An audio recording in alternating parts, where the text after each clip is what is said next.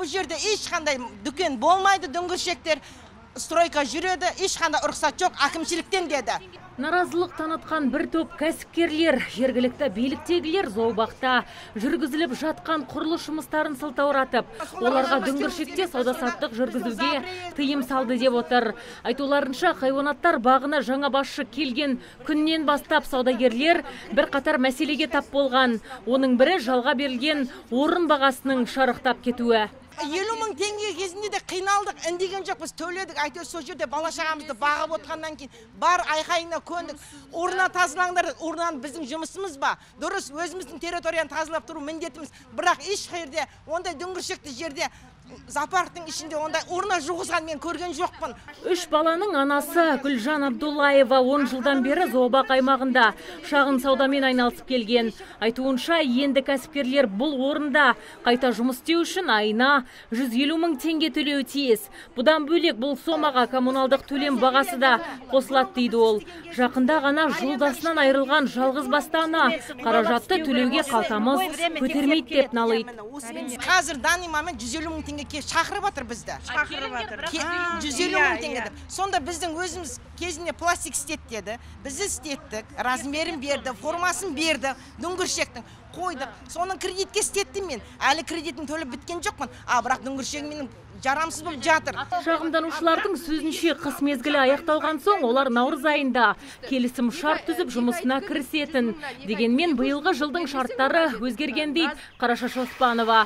Кәсіпкер несие алып зообақ аймағында талапқа сай салынған дүңгіршегін рұқсатсыз бұзғанына наразы. Айтуынша, қазір мамандар зообақ территориясына жаңа дүңгіршектер салуда.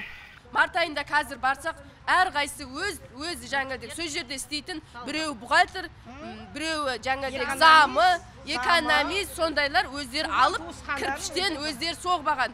Ол мемлекеттің жерін бізге өзінің есік алдына істеп атқандай, бізді қазір кіргізбейді да өз жер. Менің ботегімді келіп алып кетейін десем, ботегімді бұзып, менсіз бұзып, мұсырға лақтырған мына жақта, Қоздыбор жақта. Оның камерада бәрі көрініп тұр ғой, Қоздыбор жақтан алып кеттік, жылап, еңіреп. Өзі депутат қой, мысалы, қарапайым халықтың жұмысын соларды ойлап, бізді ойлап, жұмыссыз осылар істесін. Нұрғазы Бұқарбаев мырзаның айтуынша, ол басшылық лауазымына келгенде мұнда саудамен айналысатын 35 нүкте болған.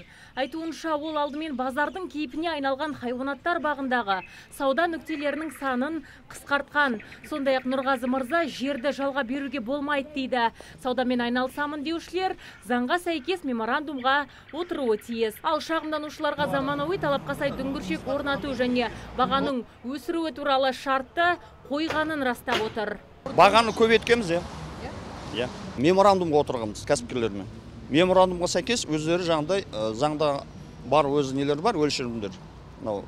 Территориальный управление бекітілген. Соған сәйкес олар бізге өзінің жаңағыдай нелерін төлеп тұрады. Оны мен білмедім, әрқайсының өзінің несін. Жоқ, ондай жоқ бізде. Ондай аренда жоқ бізде. Оның бәрі кімдер ойлап тауып жазып жатқанын мен білмедім. Енді әрине алдыңғы басшылар жазып жатқан болса, олар енді өздері біледі. Төлеген болса, енді ол мемлекеттің несі ғой, ақшасы ғой. Мемлекет білмедім, ол біреу анау бер жақтағы 250 мың төлейтіндер де бар. Ол енді мемлекеттің несін мемлекетке құю керек қой. Ал төлемақы төленгені туралы түбіртек бухгалтерлік есепте толық көрсетілген дейді зообақ басшысы. Сондай-ақ ол тиісті тексерулер жүргізілсе де, мұндағы жұмыстар заңды деп отыр.